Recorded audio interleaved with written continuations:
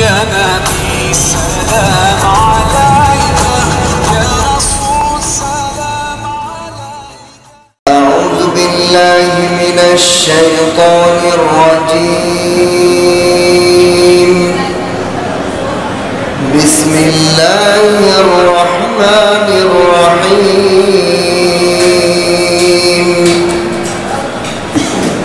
أم تريدون أن تسألوا رسولكم كما سئل موسى من قبل ومن يتبدل الكفر بالإيمان فقد ضل سواء السبيل. ود كثير من أهل الكتاب لو يردونكم من بعد إيمانكم كفارا حسدا من عند أنفسهم من بعد ما تبين لهم الحق فاعفوا واصفحوا حتى يأتي الله بأمره إن الله على كل شيء قدير. وأقيموا الصلاة وآتوا الزكاة وما تقدموا لأنفسكم من خير تجدوه عند الله إن الله بما تعملون بصير. وقالوا لن يدخل الجنة إلا من كان هودا أو نصارى تلك أمانيهم قل هاتوا برهانكم إن كنتم صادقين. بلى من أسلم وجهه لله وهو محسن فله أجره عند ربه ولا خوف عليهم ولا هم يحزنون. وقالت اليهود ليست النصارى على شيء وقالت النصارى ليست اليهود على شيء وهم يتلون الكتاب كذلك قال الذين لا يعلمون مثل قولهم فالله يحكم بينهم يوم القيامة فيما كانوا فيه يختلفون. ومن أظلم ممن منع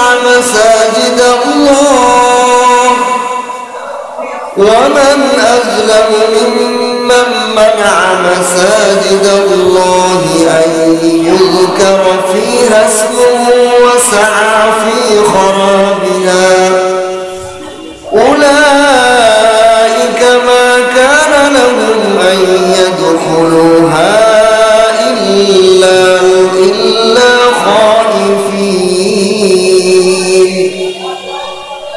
أولئك ما كان لهم أن يدخلوها إلا خائفين لهم في الدنيا خزي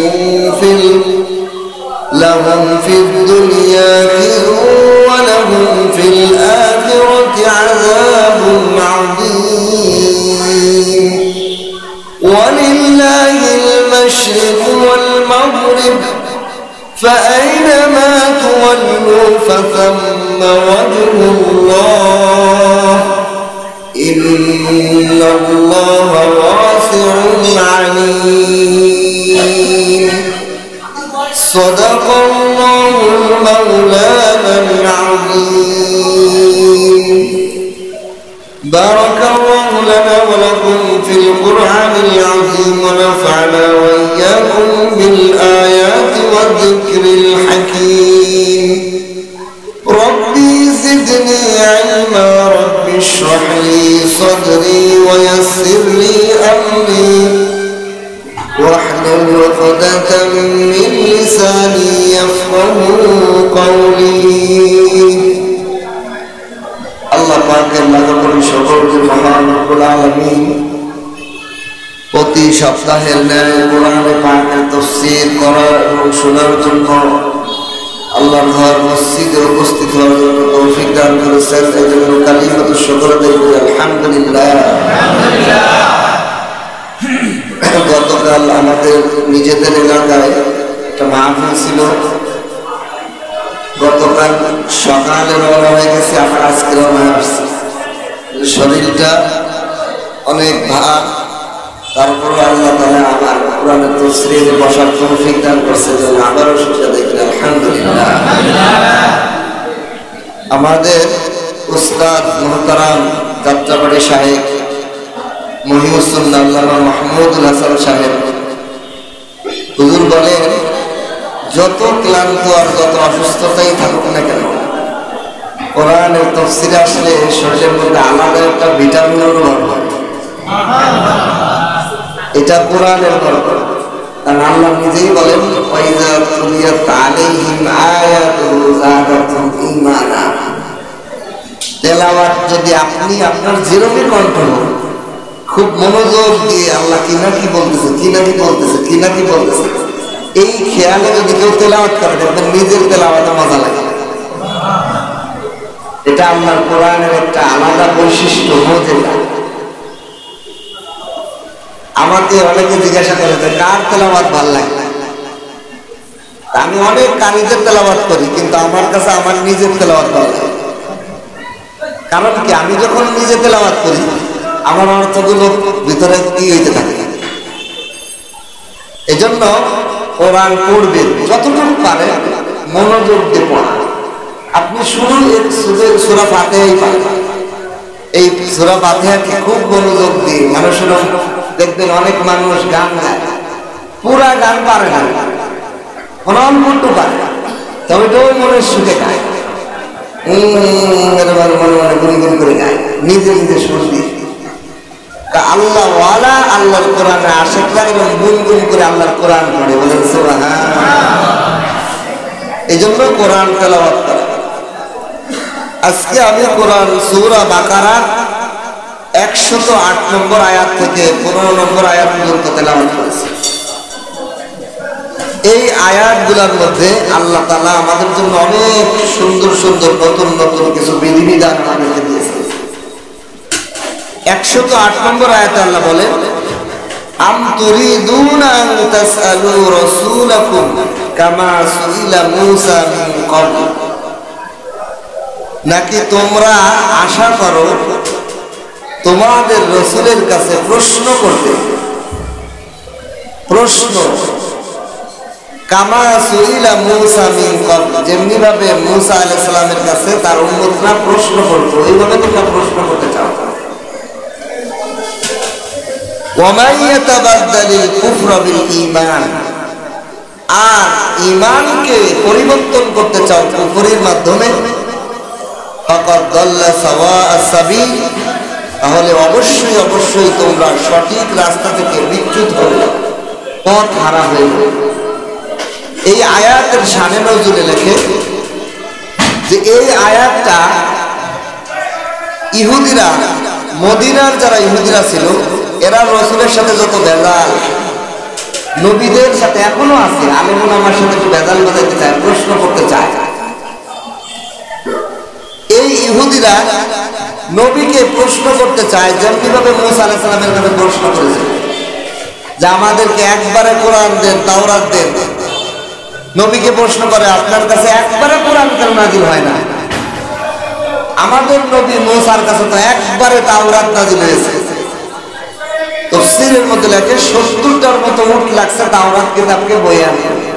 সুবহানাল্লাহ, পুরা কোরআন, পুরা তাওরাত একবারে নাযিল হয়েছে। এই জন্য বনী ইসরায়েলরা কি করছিল, আমরা এত বড় কিরাম মানতে পারবো না, এজন্য আল্লাহ পাক এই শেষ নবীর উম্মতের জন্য ধীরে ধীরে এক আয়াত 2 আয়াত 23 বছরে পুরা কোরআন নাযিল করছেন। বলেন সুবহানাল্লাহ। যেই সময় যেটা প্রয়োজন, একজন ব্যক্তিকে যদি একবারে 10টা কাজ দেন তা এটা ভার হয়ে যায়, আর যদি তারে 10 দিন ধরে এক একটা কাজ দেন তাহলে পানি লাগবে। আল্লাহ 50 ওয়াক্ত নামাজ এই উম্মতের পর দিয়ে মাত্র 5 ওয়াক্তের মধ্যে দিয়েছে। সুবহানাল্লাহ। উম্মতকে সহজ করে দিয়েছে। এছাড়াও তারা মুসা আলাইহিস সালামের বিভিন্ন প্রশ্ন তারা করত। মুসা আলাইহিস সালামের যুগে একটা মজার সিস্টেম ছিল। মুসা আলাইহিস সালামের যুগে যারা উম্মত ছিল, এরা যদি কোনো গুনাহ বা পাপ কাজ শুরু করত, তার দরজা, তার ঘরের দরজায় ওই পাপ কাজটা লিপিবদ্ধ হতো, ফেরেশতারা লিখে দিত। কোন ব্যক্তি জিনা করা শুরু করছে, জিনা করছে, তার দরজার মধ্যে জিনাকারী ফেরেশতারা লিখে দিত। তখন সমাজের মানুষ দেখতে পারতো এই লোকটা জিনাকারী। এই লিখে দেওয়ার পর তারা যারা তওবা করত, তওবা করলে আল্লাহ মাফ করে দিবে, আর যে লেখার পরও তওবা করতো না তার আখিরাতে শাস্তি থাকতো। কিন্তু ওই বিষয়টা আমাদের উম্মতের নাই। আমাদের জন্য এটা মঙ্গল। কেন মঙ্গল? আমাদের সমাজে অনেক ঘটনা আছে। আমার দাদির কাছে একটা গল্প শুনেছি। আমাদের এলাকার একজন অনেক বড় জমিদার ছিল, কিন্তু তার নাম ছিল চোর। কেন? সে এমন একটা মন্ত্র জানতো, গল্প তো হতে পারে বানানো, হতে পারে সত্য। তা সে এত বড় চোর ছিল যে সে জাদু মন্ত্র দিয়ে বিড়াল হয়ে ঘরে ঢুকতো আর মাল সাবানা চুরি করে বেরিয়ে আসতো। কেউ তারে কোনোদিন ধরতে পারতো না, কিন্তু সবাই জানতো সে চোর। কিন্তু হাতে নাতে ধরার কোনো সুযোগ নেই। তা শেষ জীবনে এই চোর, দাদির কাছে গল্প শুনছি তো, এই শেষ জীবনে সে আইসে তার চোর নামটা দূর করার জন্য বিশাল জিয়াপত দিল। বিশাল জিয়াপত, গ্রামকে গ্রাম খাওয়াবে, তাতে সবাই চোর নামটা না বলে তার নামটা শুনে বলে। এখন সে জিয়াপতে খাইয়ে খাইয়ে এক গ্রাম 2 গ্রাম অনেক গ্রামের মানুষ এসে খেয়ে খেয়ে যাচ্ছে। সে ছদ্মবেশে মাগরিবের পরে রোডের মধ্যে দাঁড়ায় বলল, কি ব্যাপার, কোথায় গেছিলে? অমুক বাড়ি জিয়াপত খেতে গেছিলাম, অমুক চোরের বাড়ি জিয়াপত খেতে গেছিলাম। তখন সে নিজে আফসোস করে বলে, হায়, যেইটা প্রকাশ পেয়ে গেছে এটা আর বোঝানো সম্ভব নয়। আল্লাহ যদি আমাদের উম্মতের মধ্যে এরকম করতেন যে অমুক জিনাকারী, সে যতই তওবা করতো, মানুষ কত জিনাকার, কেউ যদি সুদী লেনদেন করতো, গোপনে করছে, বোঝে নাই, তার দরজায় লেখা হয়ে যেত সারা জীবন তার বংশধরে শুদ্ধ করবো। আল্লাহ আমাদেরকে বাঁচাইছে, আলহামদুলিল্লাহ।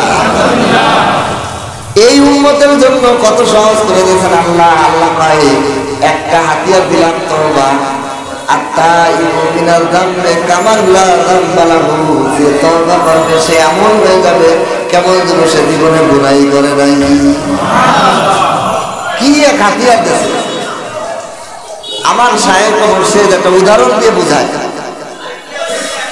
কয় মানুষ যে পোশাক পরি, আমরা যত জামা কাপড়, যত হাই লেভেলের স্মার্ট লোক হোক, ময়লা আবর্জনার মধ্যেই যায় না। আমাদের লোক আছে না সমাজে, এসি গাড়িতে চলে, এসি রুমে থাকে, ময়লা আবর্জনা ধুলার কাছেও যায় না, তারপরেও তার জামা কাপড় 1 সপ্তাহ 2 সপ্তাহের মধ্যে ময়লা হয়ে যায় না।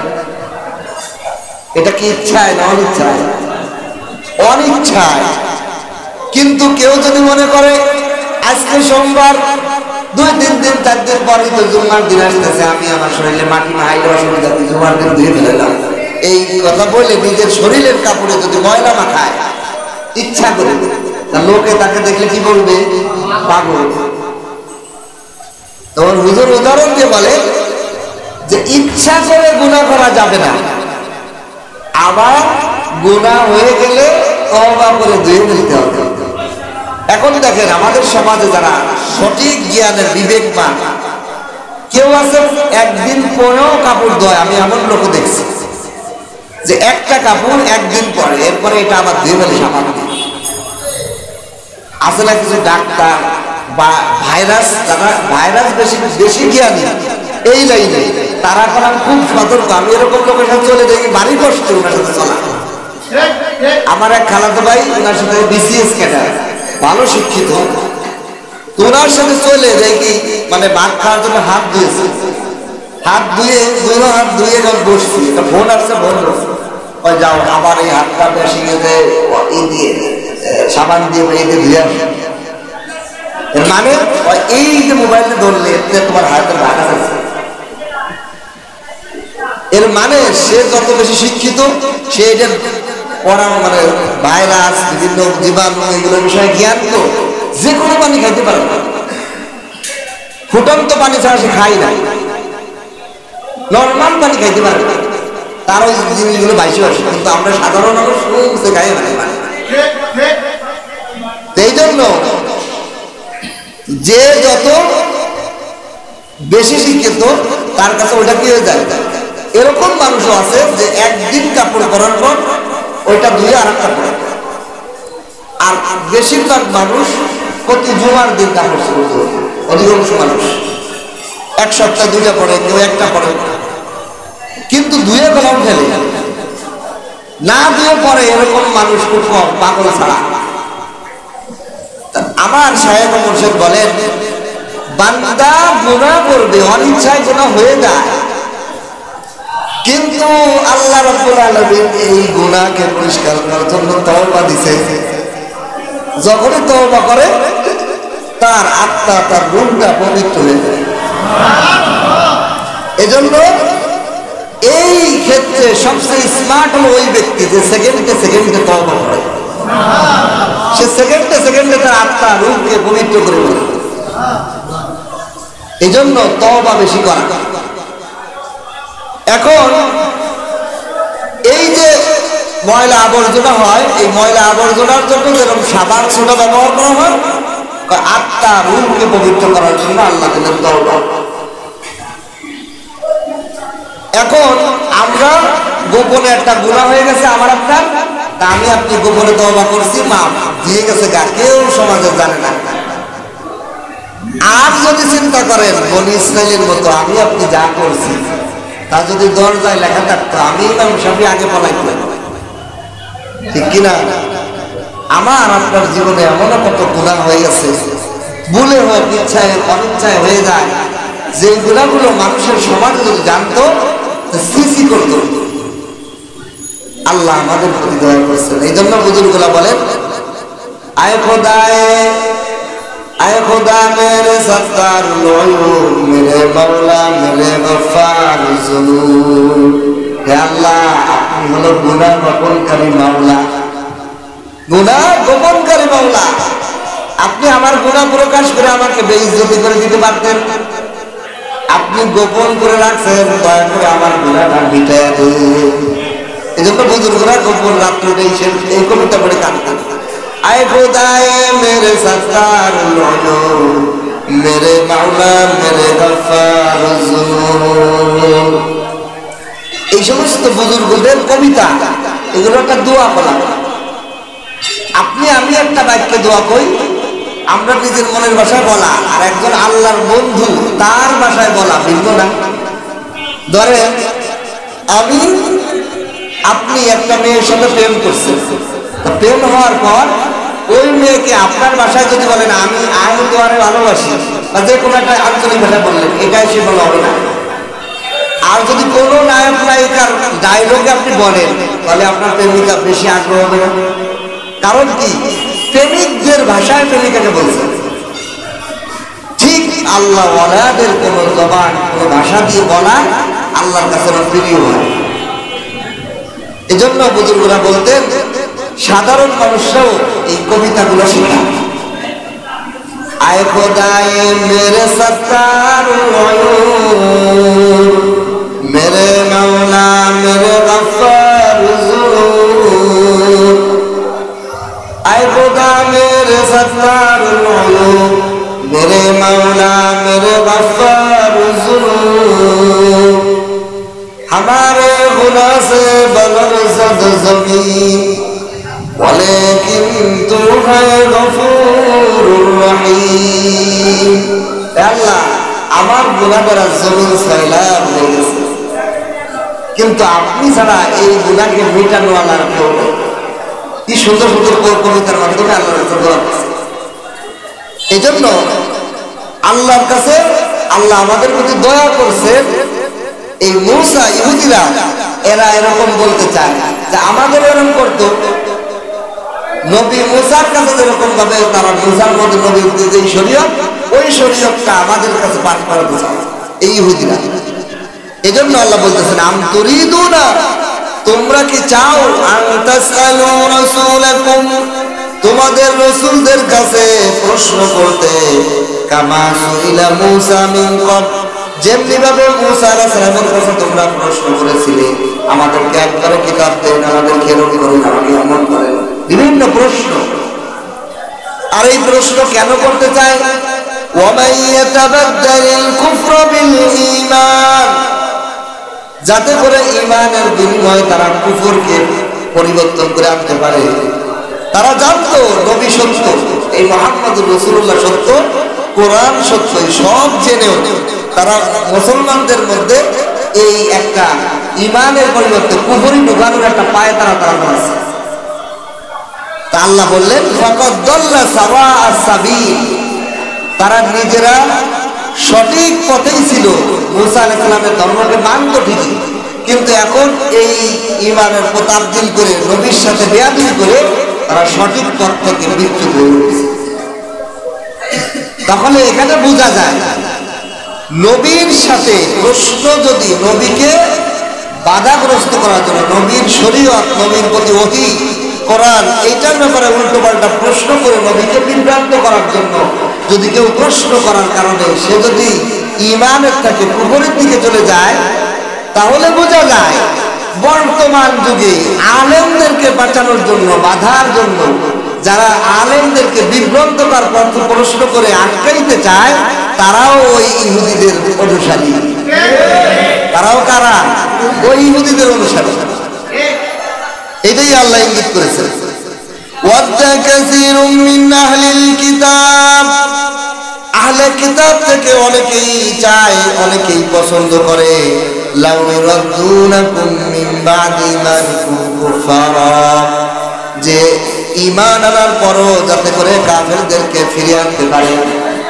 এই ব্যাপারে তাফসীরের মধ্যে লেখে আম্মার রাদিয়াল্লাহু তাআলা এবং হুযায়ফা রাদিয়াল্লাহু তাআলাকে এক ইহুদি বলতেছে, তোমরা যে উহুদের যুদ্ধে পরাজয় বরণ করলে, ৭০ জনের মতো হাফেজে সাহাবী শহীদ হয়ে গেছে, মুসলমানদের জিতে গেছে এই মুহূর্তে একটা ভুলের কারণে মুসলমানদের পরাজয় উহুদের যুদ্ধে।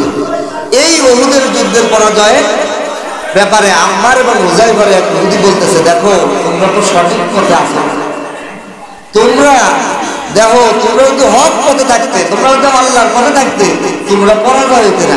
তোমরা যদি পরাজয় হয়ে গেছো, আমরা বুঝে দেবো তোমরা তাড়াতাড়ি ইহুদি হয়ে যাও। চাই ওদেরকে ইহুদি ঈমান থেকে ফিরায় কুফরের দিকে নিতে।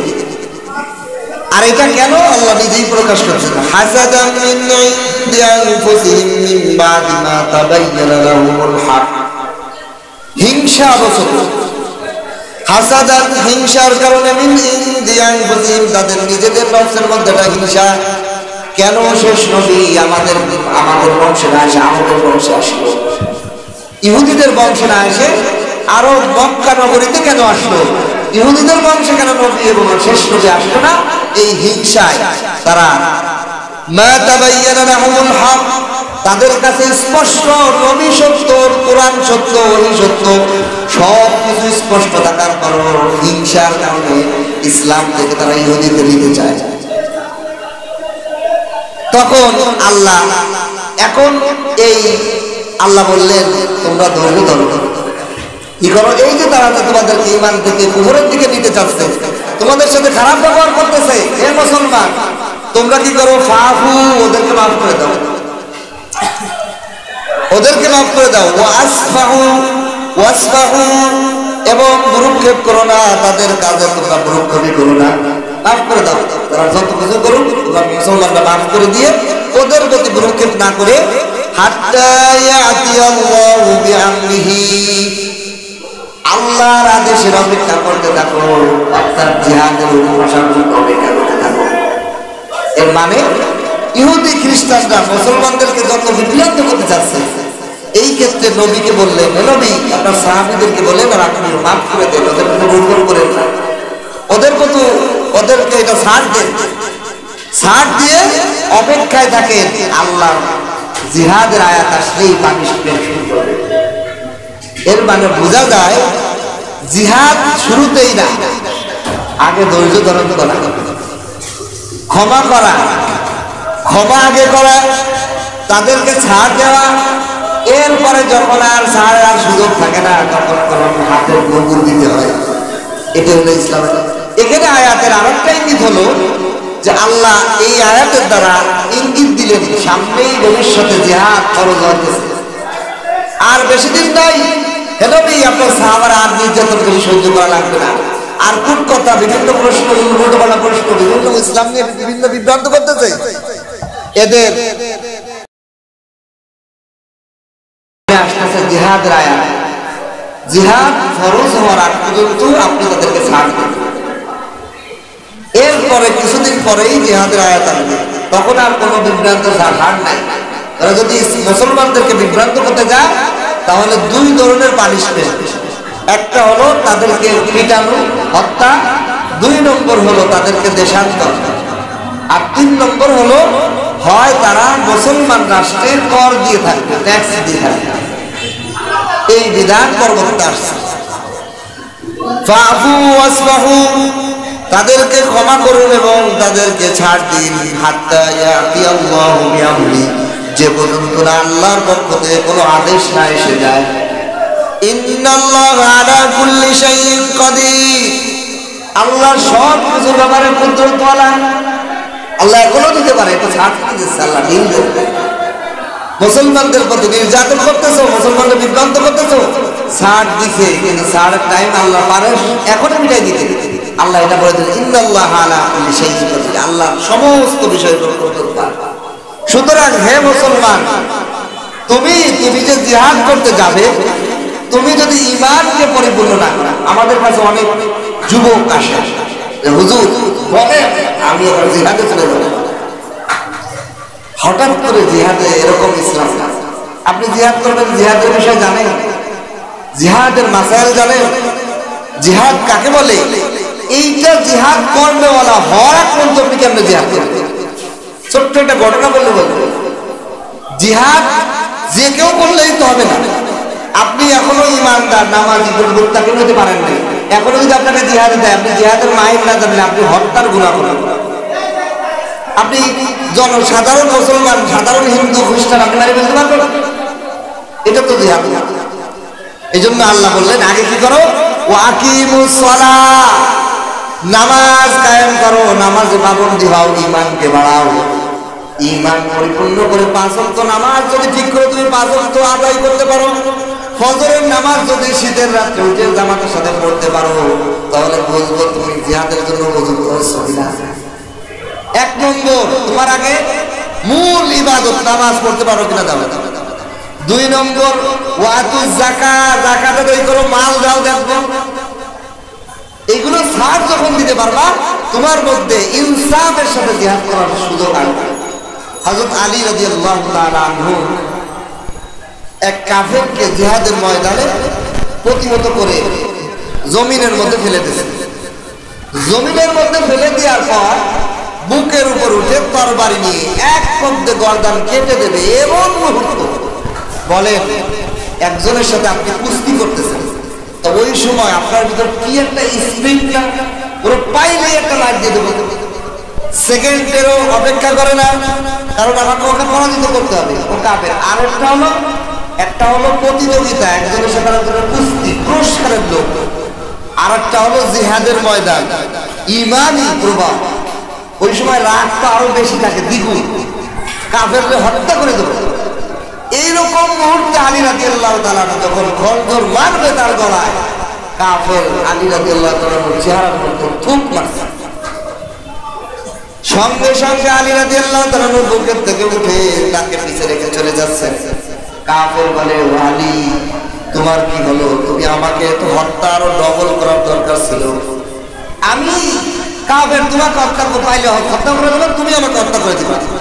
আমি তোমাকে তুমি আমার চিৎ করে শুয়ে হত্যা করে দিচ্ছ, এই মুহূর্তে তোমার মুখে ধুল আসছি, তোমার রাগ তো 1000 কোপ বেড়ে যাওয়ার কথা। আমাকে 1 কোপের জায়গা 10 কোপ দেওয়ার কথা, কিন্তু তুমি আমাকে না হত্যা করে চলে যাচ্ছ কেন? আমাকে এই হত্যা, আমাকে প্রেশানি করো না, আমাকে উত্তর দিয়ে দাও। আমি আশ্চর্য হয়ে যাচ্ছি, এটা তো কোনো মানব স্বভাবের কোনো গুণ হইতে পারে না। কোন মানুষের স্বভাব জাতের বিরোধী কাজ করে, যে একটা মানুষ তার শত্রুকে প্রতিদিন হত্যা করে দেবে, এই মুহূর্তে তার শত্রু তার মুখে থু মারছে, তার স্বভাবে হলো, তার স্বভাব বা তার মেজাজ হলো তাকে আরো বেশি করে হত্যা করে দেবে, টুকরো করে দেবে রাগে। কিন্তু তুমি এই মানব স্বভাবের বিপরীত আমল করে তুমি উঠে চলে যাচ্ছ। আলী রাদিয়াল্লাহু তাআলা জবাব দেয়, কাফের, তোমাকে তো আমি আল্লাহ এবং রাসূলের সন্তুষ্টির জন্যই মারতে চেয়েছিলাম, কিন্তু যখন তুমি আমার মুখের মধ্যে থুতু মারছো, তখন আর আমার মাকসাদ আল্লাহ এবং রাসূল নাই, আমার গুসা, আমার রাগ তোমার মধ্যে আসছে। এই মুহূর্তে যদি আমি তোমাকে হত্যা করি, আল্লাহ এবং রাসূল থাকবে না, আমার মনের চাহিদায় হত্যা করা হবে। আর আমার মনের চাহিদায় যদি আমি হত্যা করি, আল্লাহ রাসূল বলেন, নাল কাতিল ওয়াল মাকতুল কিলাহুমা ফিন্নার, যে নিজের রাগের বশত একজন হত্যা করলো আর যে হত্যা হলো, দুইজন মারামারির মধ্যে, দুইজন মারামারি করতেছে রাগের বশত। তো যে হত্যা হয়েছে আর যে হত্যা করছে, দুজনই জাহান্নাম। এই হাদিসটা বুঝতে অনেক ব্যস্ত লাগে, যে হত্যা হইলো সে তো হত্যা হয়ে গেছে, সে আবার জাহান্নামী, যে হত্যা করছে সে তো জাহান্নামী হওয়ার কথা। তা আল্লাহ রাসূল বলেন যে এর কারণ হলো ও সুযোগ পালিয়ে এর হত্যা করে দিতে, এই বাসনা, এই নিয়ত ছিল তারও, এই জন্য দুজনই জাহান্নামী। আমি যদি এখন তোমাকে রাগের বশত, আমার গুসা, আমার রাগ ক্রোধের কারণে তোমাকে হত্যা করি, তুমি আমি দুজনই জাহান্নামী হয়ে যাব। আমি তো জাহান্নামী হওয়ার জন্য জিহাদ করি না। সুবহানাল্লাহ। এই সমস্ত বিষয় আমাদের সামনে আসলে আমরা কি পারতাম? আমরা তো হত্যা করি, তারপরে চিন্তা করতাম। এই জন্য আল্লাহ সাহাবীদেরকে আগে বললেন না, আগেই জিহাদ না, আকিমুস সালাহ, নামাজ কায়েম করো। যে ব্যক্তি 5 ওয়াক্ত বা জামাত নামাজ পড়তে পারে, তার মধ্যে একটা বিনয়তা আসে। আপনি সমাজের মধ্যে খোঁজ নিয়ে দেখেন, আপনি 10 জন খোঁজেন, 1 জন খোঁজেন যারা 5 ওয়াক্ত বা জামাত নামাজ পড়ে, নামাজ পড়তে পড়তে তার মধ্যে একটা বিনয়তা আসে। সে মানুষের সাথে ঝগড়া বাঁধাইতে চায় না, ঝগড়া করতেও চায় না। অনেক যুবক আছে আমারে বলে, হুজুর আগে যখন নামাজ পড়তাম না, তখন সামান্য কথায় খুশি কিল মারি বসতাম, আর এখন নামাজ দাড়ি টুপি রাখার পরে এখন বিনয়তা আসে। তাহলে বোঝা যায় নামাজি হয়ে তুমি জিহাদে যাও। এই জন্য আল্লাহ বললেন আগে নামাজ, ওয়াতুজ যাকাত, মাল খরচ করো, যাকাত দাও। আমাদের সমাজে এই যাকাত, মানুষ যাকাতের মাসালাও বোঝে না, আদায়ও করে না, বিপদ বিপদ বিপদ ফেলে যাইতেছে। যাকাত বিষয়ে একটা কথা, যাকাত আমাদের জন্য ফরজ। প্রশ্ন হতে পারে যে আমি কষ্ট করে ব্যবসা করে টাকা কামাইলাম 10 কোটি টাকা, 40 লাখ টাকা আপনি কামাই করলেন, তাহলে 40 লাখে 1 লাখ আমরা যাকাত দিতে হবে বছরে। এখন আপনি এত ব্রেন খাটায় চাকরি করে এই টাকাটা কামাইছেন, অথবা আপনি ব্যবসা করে শ্রম দিয়ে কাটাইছেন, এই টাকাটা বিনা স্বার্থে গরিবদেরকে দিয়ে দেওয়া লাগবে। কে হে কি কামাই নিতে পারতো না? হে কি ব্রেন খাটায় শ্রম খাটায় কামাইতে পারতো না? আমার টাকাটা তারাই কেন দেবো? এই প্রশ্ন অনেক নাস্তিকরা করে। যাকাতটা মুসলমানদের প্রতি আল্লাহ পাক একটা জুলুম চালায় দিয়েছেন। নাউজুবিল্লাহ বলেন। এই প্রশ্নের উত্তরটা বুঝে নেন। আমাদের যাত্রাবাড়ি সাহেবকে একজন এই প্রশ্ন করছিলেন, হুজুর আমাদেরকে উত্তর শিখাচ্ছেন। হুজুর বলেন, ওই শিল্পপতি আমাকে প্রশ্ন করছে এরকম আমার টাকা আমি পরিশ্রম করে আমি ব্রেন কাটায় একটা গার্মেন্টস ফ্যাক্টরি করছি, 40-50 টাকা গার্মেন্টস ফ্যাক্টরির মালিক, তা আমি এত লক্ষ কোটি কোটি টাকা কামাই, আমার টাকা আমি কেন গরিবদের বিনা স্বার্থে দিয়ে দেবো? এটা তো আমার যুক্তি তো বুঝে আসে না। হুজুর বলেন, আচ্ছা আপনার টাকা কেন? আপনার এই ফ্যাক্টরিগুলো, সব ফ্যাক্টরিগুলা আপনি মালিক না? হ্যাঁ, ফ্যাক্টরি মেশিন, ফ্যান, যতগুলি মেশিনারি আছে, কাঁচামাল সব আপনি মালিক না? হ্যাঁ। এই সব ফ্যাক্টরি থেকে ধরেন 40 কোটি টাকা আয় আসে প্রতি মাসে, প্রতি বছর, আর 1 কোটি টাকা শ্রমিকদের বেতন বাবদ যায় ধরেন, কথার কথা। এখন আপনি শ্রমিকদেরকে 1 কোটি টাকা খালি শ্রমের বিনিময়ে দেন, আর 39 কোটি টাকা আপনি কি করেন? নিজের লাভ বুঝাই দেবেন। তা আপনি কারো একটু বেশি নিতে পারেন, শ্রমিকদের বেতন একটু বেশি দেবেন। কয় না হুজুর, এটা তো যুক্তি সম্মত কি আছে? আমার ফ্যাক্টরির জমিও আমার, বিল্ডিং গুলো আমার, মেশিনারি আমার, ফ্যান আমার, বাতি আমার, কাঁচা মালগুলো আমার, সবই তো আমার। শ্রমিকরা কিন্তু শ্রম দিয়ে এটার মাল প্রোডাক্ট তৈরি করছে। এই প্রোডাক্ট তৈরি করার কারণে আমি তাদের একটা বেতন ফিক্স করে দিছি। এটা ধরেন বছরে 1 কোটি টাকা দেয়। এখন এই পরিমাণ দিব, যদি না তার পোষায় অন্য করা যাবে না। আমি তার বাড়িতে রাখি না কোনো শ্রমিক, সেটা বাড়ি নেবে দেওয়া যাবে না। এটাই তো যুক্তি যে আমার সব কিছু আমি যা বেতন দেবো এটাই। তাই এটা কয় কথাই তো ঠিক আছে, এটা তো যুক্তি সম্মত। জি জি হুজুর, এটাই ঠিক আছে। এবার বলেন, আমার আপনার ব্রেন টাকার বলেন না কেন? আল্লাহ। আপনার চোখ 2 টাকা, আপনার জিহ্বা টাকা, আপনার কান 2 টাকা, আপনার হাত 2 টাকা, আপনার পাও 2 টাকা, আপনার পুরা বডি টাকা। এখন আল্লাহর ফ্যাক্টরি দিয়ে আপনি যাই কামাবেন, আল্লাহরে 39টা দিয়ে আপনি 1 টাকা রাখছেন, ঠিক কিনা? কিন্তু আল্লাহ পাক কয়, আমি এমন মালিক না, দুনিয়ার মালিকের মতো আমি মালিক না। আমি হলো রহমান, আমি হলো রহিম। আমি দুনিয়ার কোন মালিকের মতো মালিক না। আমি আমার দয়া প্রকাশ করতে চাই। ও বান্দা, তুমি যদি নেশাব পরিমাণ 50,000 টাকার মালিক না হও, তুমি আমাদিয়া ফ্যাক্টরি, চোখ, কান, নাক, ব্রেন, এই যা কিছু আমার ফ্যাক্টরি দিয়ে তুমি যা কামাও, সেটা যদি 50,000 টাকার কম হয়, তুমি শ্রমিক হিসেবে সব আমি তোমাকে দিয়ে দিলাম। সুবহানাল্লাহ। শ্রমিক হিসেবে বাংলাদেশে কোনো ফ্যাক্টরি মালিকের মাসে যে তুমি যা কামাইতেছো যদি 50,000 না হয় সব তুমি নিয়ে যাও, এরকম কোন ফ্যাক্টরি আছে গাজীপুরে? ওরে আল্লাহ আল্লাহ, আরো বেতন মারি খেয়ে না, ঠিক কিনা? আল্লাহ আমাদের এই গাজীপুরের সব মালিকদেরকে কবুল করে দেবে।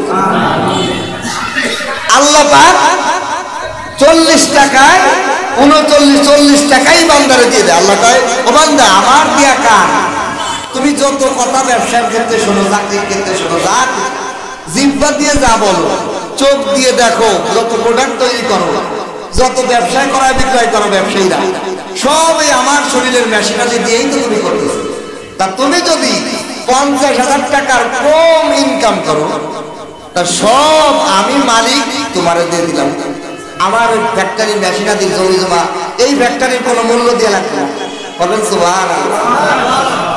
আর যদি 50,000-এর উপরে কামাও, নেশাবের উপরে কামাও, তাহলে আমি মালিক 39 টাকা চাই না, বরং 39 টাকা তুমি শ্রমিককে দিয়ে আমি মালিক 1 টাকা চাই না। তাহলে আল্লাহ আমাদের প্রতি যাকাত খরচ করে দয়া প্রকাশ করছে নাকি জুলুম করছে? বলে দয়া প্রকাশ করছে। যে যদি নেশাব পরিমাণ টাকা তুমি কামাও, তাহলে 39 টাকাই তোমার। আমার ফ্যাক্টরির মেশিনারি দিয়ে, আমার দিয়া মেশিনারি দিয়ে, তুমি আমার দিয়া ব্রেন দিয়ে, আমার দিয়া চোখ, কান, নাক, যা দিয়ে তুমি কামাবা, এর 39 টাকাই তোমার। 1 টাকা আমি খালি চাইছি মালিক হিসেবে।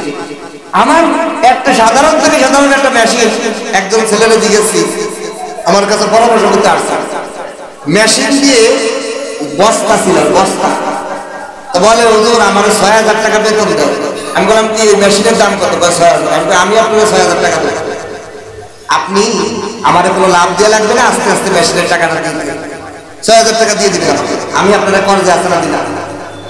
হুজুর আপনি যদি মেশিন কিনে দেন, তাহলে মাসে 20,000 টাকা পাইতে হবে। আমি বলি, তাই? তাহলে আমি বললাম, তাহলে আমি আপনার দেবো, তাহলে আমার লাভ দিয়ে লাগবে। আপনি যখন আমার কথা বললেন 20,000 কামাইতেন, তাহলে আমার 2,000 দিয়ে লাগবে। না আমি কইলাম তার পরীক্ষা করার জন্য। কেন? তার ভিতর নিজস্বতা প্রকাশ করার জন্য বললাম যে আমার 2000 টাকা দেবেন, আপনার 18,000 টাকা দিয়ে 6,000 টাকা পাইতেন অন্য মেশিনে কাজ করে, সেটা আপনার যদি আমি মেশিন কিনে দেই আর মাকা চাওয়ালের জন্য আরো কিছু টাকা দেয়, 10,000 টাকায় দিলাম, আপনি আমার মাসে 2,000 দেবেন আর 18,000 আপনার থাকবে। বেচারা যাইয়ে চিন্তা করে হুজুর 2,000 দেবো আর কিনে নেই, কিনে আর আমার কাছে আসে না। আমি একদিন ফোন করে আনছি, ভাই বাবা কি অবস্থা, ভাই কি অবস্থা, কই টাকা নিতে আসলে না, হুজুর মেশিন 2টা কিনে লাইছি। আমি বললাম কি এতদিন কেনেন নাই, এখন আমার বুদ্ধিতে আপনি কিনলেন, আমার আসলে আমি আপনার ভিতর নিজস্ব জায়গায় দেওয়ার জন্য। পরে সে এখন 5-5টা মেশিন কিনেছে। তো এই জন্য আল্লাহ বলেন, এ বান্দা তুমি যা করো, তুমি যাও আমার এই শরীর মেশিন দিয়ে কমাই করো, এটা যদি নেশাবের উপরে হয় তাহলে 40 টাকার 1 টাকা আমি মালিককে দিবা আর 39 টাকা আমার তোমার। তারপরেও আমরা কি করি না, যাকাত আদায় করি। এখন ভয়াবহতা কি? ভয়াবহতা আছে, যে ব্যক্তি যাকাত আদায় করবে না, যাকাত যারা আদায় করে না তাদের মাল আল্লাহর সিকিউরিটিতে থাকে না। যে কোনো অ্যাক্সিডেন্ট, আগুন, পানি অথবা কোনো না কোনো এমন একটা রোগ, যেই রোগে 4 লাখ, 5 লাখ, 50 লাখ চলবে।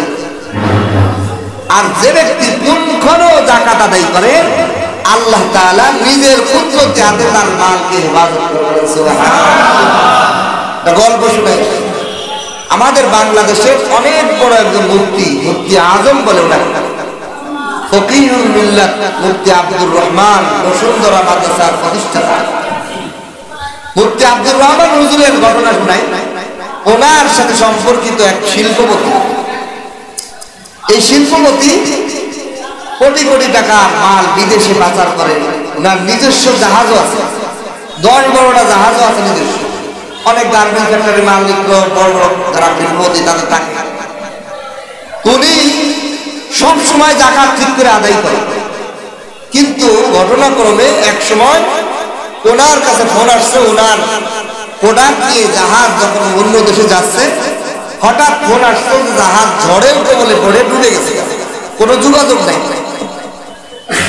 এই সংবাদ আসার পর ওই শিল্পপতি তার ম্যানেজারকে ডাকছে, ম্যানেজার তুমি এই বছর যাকাতের কি পুঙ্খানো হিসেব করছো না বাকি আছে?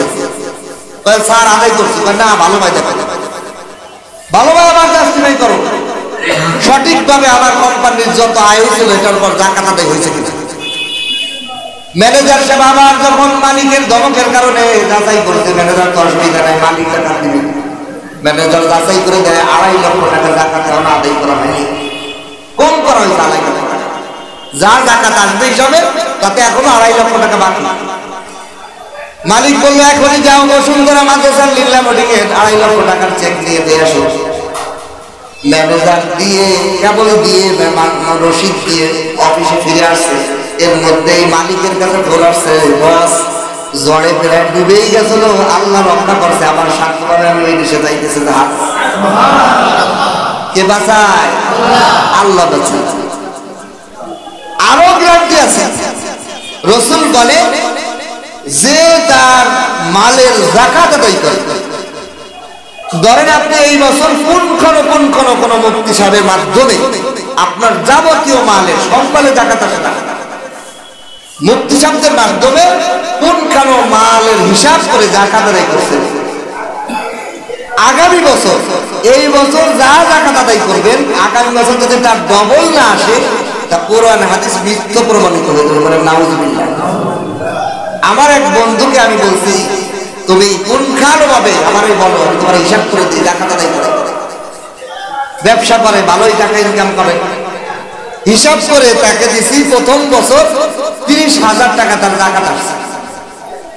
30,000 টাকাই আমার মাদ্রাসায় লিল্লাহ মোটিংয়ে দান করছে।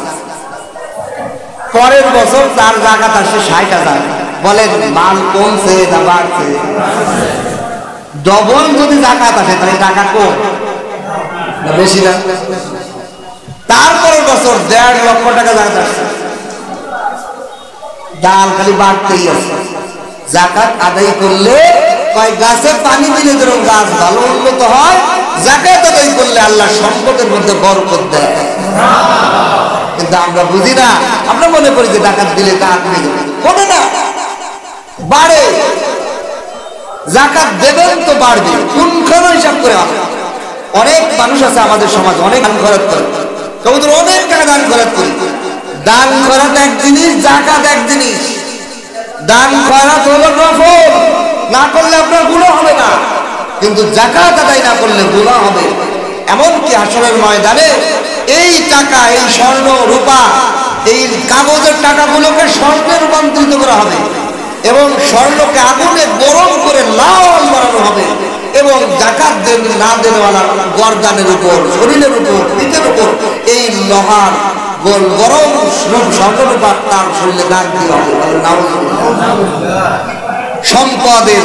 সম্পদকে তার সাপ রূপে তাকে সবল করতে থাকবে।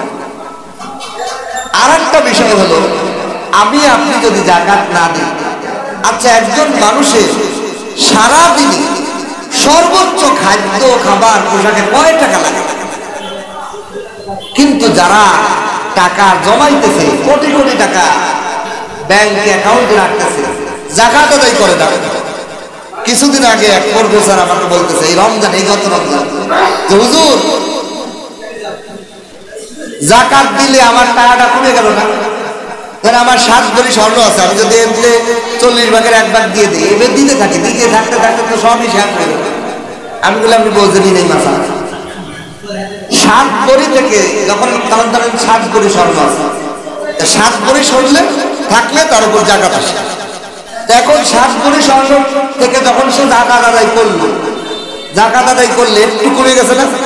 এখন আর 7 ভরির পর জাকাত আসবে না, এখন আর তার উপর জাকাত আসবে না। ধরেন একজনের কথার কথা 40,000 টাকায় জাকাত খরচ হয়, তা আপনি 40,000 টাকায় 1,000 টাকা দান করছেন, 40 ভাগের 1 ভাগ, 40,000 টাকা থেকে 1,000 টাকা দান করছেন, জাকাত দিচ্ছেন। এখন আবার আপনার কাছে আছে কত? 39,000 টাকা, আপনার উপর আর জাকাত খরচ নাই, তো শেষ হবে, শেষ হবে। আর একটা দেখবেন যে আপনার টাকা বাইরে গেছে, কমবে না, বাড়বে। কোরআন হাদিসের গ্যারান্টি, বাড়বে। কেউ যদি বলে যে বাড়ে নাই, তাহলে আমি বলবো আপনার হিসাবে ভুল আছে, জাকাত আদায় করতে ভুল করছেন কোরআনে না কোরআন। এই যে আরেকটা বিষয় বলি, জাকাতের ক্ষেত্রে 3টা মাল এর উপর জাকাত আসে। একটা হলো 4টা মাল, স্বর্ণ রূপা, একটা হলো স্বর্ণ, 2 নম্বর হলো রূপা, 3 নম্বর হলো টাকা, 4 নম্বর হলো ব্যবসায়িক মাল। 4টা জিনিস বুঝে নেন। কারো কাছে যদি শুধু স্বর্ণ থাকে, কোনো টাকা নাই, রূপাও নাই, ব্যবসায়িক মালও নাই, তাহলে তার 7 ভরি 7.5 ভরি স্বর্ণ রূপা হতে হবে, 7.5 ভরি স্বর্ণ মুদ্রা হতে হবে। কম হলে তার মধ্যে টাকা খরচ হবে। আবার কারো কাছে শুধু রূপা আছে, স্বর্ণও নাই, টাকাও নাই, নগদ এবং মালও নেই, তাহলে তার 52 ভরি রূপা হতে হবে, একটু কম হলে জাকাত খরচ হবে না। আবার কারো কাছে ধরেন 40,000 টাকা আছে, রূপাও নাই, স্বর্ণও নাই, তাহলে তার উপর জাকাত খরচ হবে, একটু কম হইলে জাকাত খরচ হবে না। আবার ব্যবসায়ী মাল আছে, টাকাও নাই, স্বর্ণও নাই, রূপাও নাই, তাহলে ব্যবসায়ী মালের মূল্য যদি 40,000 টাকার মতো হয়, তার উপর জাকাত খরচ। এটা তো গেল বুঝতে, কিন্তু এরপর একটা পেঁয়াজ বাদে, একজন মহিলার কাছে 1 ভরি স্বর্ণ আছে, 2,000 টাকা আছে নগদ, তাহলে 1 ভরি স্বর্ণের দাম কত? 70,000, আর 2,000 72,000 হয়েছে না? তার উপর জাকাত খরচ। যখন ভ্যারাইটিস হবে, এক পণ্য না, স্বর্ণ আছে একটু, রূপা আছে একটু, স্বর্ণ আছে একটু, মাল আছে কিছু, স্বর্ণ আছে কিছু, টাকা আছে কিছু, তাহলে এইটার মূল্য হিসেবে 40,000 উপর হইলেই জাকাত খরচ। এই হিসেবে সমাজের অনেক রিকশাওয়ালার উপর জাকাত খরচ। কিন্তু মজার কথা হলো, আদায় করেন। আমি আল্লাহর কাছে দোয়া করছি, আল্লাহ 3 বছর আগে যখন আমি অন্য একটা মাদ্রাসা চাকরি করতাম, শুধু মাদ্রাসা চাকরি করতাম, মাদ্রাসার তো বেতন কম, 8,000 টাকা বেতন, খাইয়ে পরে আর কিছু থাকে না, আল্লাহরে বলেন, আল্লাহ এমন মুসলমানই বানাইলেন যাকাত আদায় করতে পারি, যাকাত খরচ তো আমার উপর করবেন যাতে আমি কোন খরচ আদায় করতে পারি, এবং গরিব মিসকিন বুঝে বুঝে তো মাসালা পারি, তাহলে আমারও খরচ করলে আমি সুন্দর আদায় করতে পারবো। আমি না জানি যাকাতের মজা কি, তা আমার যদি ধন সম্পদ না দেন তা আমি কেমনে যাকাত আদায় করবো? আমারও গরিব বানায় রাখছেন, তাহলে তো হবে না। আল্লাহ আমার গরিব বানাই, আল্লাহ দোয়া করলাম, আল্লাহ কবুল করছে, বলে না আমি দুয়ার পরের বছরে আল্লাহ তাআলা 40,000 টাকার মালিক বানাইছে। যেভাবেই হোক মানুষ আল্লাহর পক্ষ থেকে আসছে। তখন আমি যাকাত আদায় করি। আমি যখন যাকাত আদায় করছি, আমার বিবিকে বলছি আপনার উপর তো যাকাত ফরজ হয়ে থাকতে পারে, আমার উপর যাকাত ফরজ হয়। আমি বলছি আচ্ছা আসেন এবার আপনারা ধরি, সাইডে ধরতে মহিলাদেরকে ধরা যায় না, আমার যাকাত হয়নি, ভয় পায়। আমার আপনার স্বর্ণ সব স্বর্ণ করে মাপলাম 1.5 ভরি স্বর্ণ, 1.5 ভরি স্বর্ণতে কত হাজার টাকা এসে পড়ে? 1 লাখের উপরে চলে যায় না? 70,000 হইলে তো 1 লাখের উপরে চলে যায়। আমি বললাম এটা তো সমস্যা ছিল না, সমস্যা হলো যে মাদ্রাসাতে স্বামী হিসেবে তার শ্বশুরবাড়ি থেকে কেউ হাতিয়া দেয়, বিভিন্ন মানুষ মহিলাদেরকে হাতিয়া দেয় না, তা হাতিয়া দিতে 2-3-4 হাজার টাকা তো তাদের কাছে থাকে। এইটার কারণে আপনার মতো যাকাত খরচ হয়েছে। এখন 2-3 বছরের যাকাত আদায় করে আমার বিপদে পড়ছে, তো কয় এই জন্ম আমার দরকারই নেই, এই যাকাত আদায় করতে পারবো না, এটা আমার দরকার নাই। আমি বললাম যে একটা কাজ করে আপনার স্বর্ণগুলো আমাকে মালিক বানাই দেবে, যাকাত আদায় করার যা দরকার সব আমার দায়িত্ব, আমি চাইলে বিক্রি করে আমি যা ইচ্ছা তাই কয়, তাহলে আমি একটু ভাবেন, আমি একটু ভাইবেন, ভাবেন তাও ভাবেন, কিন্তু আপনি আমার বিবি হয়ে কাল কিয়ামতে এই সম্পদের কারণে জাহান্নামে জ্বলবেন, সবের দর্শন খাবেন, এটা আমি চাই না। এমন স্বর্ণ ব্যবহারই করা দরকার। 1 সপ্তাহ সময় দিলাম, 1 সপ্তাহ পর বুঝে শুনে বলো ঠিক কয় না, আমার সব স্বর্ণ আপনারা দান করে দিলাম। আমি বললাম আমাকে দান করছেন, আমি গ্রহণ করলাম, এখন থেকে আমার জিম্মা এটা যাকাত আদায় করা, আমি যে কোনো সময় বিক্রি করে দিতে পারবো, বুঝলেন তো? হ্যাঁ, আমি বললাম এখন থেকে আপনারা ব্যবহার করার সুযোগ দিলাম, ব্যবহার করার সুযোগ, কিন্তু যাকাত কাজ আদায় করতে হবে আমার, বাঁচাই দিলাম। এটা আপনি আপনার স্ত্রীকে বাঁচাবে, কিন্তু আপনারা দেখবেন আপনার বিক্রি করে তোমার মালিক মারা তো নিজে খাইলাম, কঠিন। কিন্তু আপনার আমার স্ত্রীরা মেয়েরা প্রত্যেকের উপর যাকাত আসতেছে, জানেই না। কারণ এমন কোন মহিলা নাই এখন বাংলাদেশে যে তার কাছে 1.5 ভরি স্বর্ণ থাকে না। 1.5 ভরি স্বর্ণ আর নগদ কিছু টাকা থাকলে 500 টাকা যদি জমানো থাকে তার উপর যাকাত খরচ হবে। এখন যাকাত আদায় করেন, আল্লাহ তাআলা বরকত বুঝান, আল্লাহ বরকত দিবে। আল্লাহ ওয়াদা করছেন আমি তার মালের হিফাজত করবো, আমি তার বড় সম্পদ বাড়াইয়া দেব। তা আল্লাহ যেই রাস্তায় সম্পদ বাড়াই দেওয়া চায় সেই রাস্তায় না হাঁটলে সম্পদ পাওয়া যাবে। ঢাকা যাওয়ার রাস্তা না যায়, আপনি যদি উত্তরবঙ্গে যাওয়ার গাড়িতে ওঠেন তা ঢাকা পৌঁছাতে পারবেন? সকালে উঠে দেখবেন যে কোথায় চলে গেছে। গতকাল মাহফিলে যাওয়ার পথে আমি গোপালগঞ্জের গাড়িতে উঠছি, সকাল ভোরে রওনা দিচ্ছি, ঘুম ঘুম একটু ভাব, এমন ঘুম দিছি আমার স্ট্যান্ড থেকে আমার 4 স্ট্যান্ড পার করে গাড়ি দিয়ে চলে গেছে। ঘুম ভাঙলে আমার কাছে অমুক স্ট্যান্ড, আমি কিরে অমুক স্ট্যান্ড তো আমাকে বাড়ি ছাড়া আরো কয় স্ট্যান্ড পার। ঠিক যেই জায়গার গাড়ি যেই ঠিকানে আমি যদি শান্তি বরকত যেই রাস্তায় সেই রাস্তায় যদি না চলি তা আমার জীবনেও শান্তি আসবে। দেখবেন যারা যাকাত পুঙ্খান আদায় করে তাদের পরিবারের রোগ কম, খুব রোগ কম, বড় ধরনের কোনো রোগ নাই। সর্দি কাশি রোগ কিছু তো আল্লাহ দেন, এটা গুনাহগারের জন্য সাধে, কিন্তু বড় ধরনের অপারেশন, বড় লাখ লাখ টাকা লাগে, এরকম রোগ খুব কম দেখবেন। যাকাত আদায় করে অনেক গরিব মানুষ আছে, মানে অনেক রোগ হয়ে গেছে, খোঁজ করতে গেছে ব্যাংক অনেক টাকা, পোস্ট অফিসে টাকা রাখছে, সুদে লেখা, যাকাত আদায় করে। ব্যাংকে টাকা রাখছে, সুদ খাইতেছে, কি করে টাকা সুদ খাইতেছে, ঘুষ খাইতেছে, কিন্তু টাকার যাকাত আদায় করতেছে না। বিভিন্ন দুর্ঘটনায় অনেক টাকা চলে যাচ্ছে, রোগের মাধ্যমে টাকা চলে যাচ্ছে, টাকা পাওয়া যাইতেছে না। কারণ এই যাকাত আদায় না করলে এটা হলো ভাইরাস। মানুষের শরীরে যদি ভাইরাস থাকে তা ফোড়া আকারে বের হয়ে যায়, কোনো বিষাক্ত জিনিস থাকলে পোড়া ঘা পাঁচরা বিভিন্ন রকমের এটা বের হয়ে যায় পয়জনটা, পেটের মধ্যে পয়জন ঢুকছে, বমি আকারে বের হয়ে যায়, পেট খারাপ হয়ে বের হয়ে যায়। তো ঠিক যাকাত আদায় না করলে মানুষের সম্পদ থেকে দুর্ঘটনার মাধ্যমে আল্লাহ কিন্তু আখেরাতে আবার ধরা হবে। এজন্য আজকের মজলিস থেকে আমরা ওয়াদা করতে পারি না ইনশাআল্লাহ পুনখানো হিসাব করে যাকাত আদায় করি। এখন আর একটা মজার কথা বলি, আদায় করতে মজার, এখন আদায় কেমনে করবেন এটা জানলে আরো মজা লাগবে। যাকাত দেওয়া যায় না কয়েক শ্রেণী। এক নম্বর হলো আপনার ছেলে মেয়ে, আপনার থেকে যারা জন্মগ্রহণ করছে, আপনার ছেলে, ছেলের ছেলে, মেয়ে, মেয়ে, মেয়ের ছেলে, মেয়ে যারা নিচে, আপনার থেকে যারা বংশধর আসছে এদেরকে দিতে পারবেন না।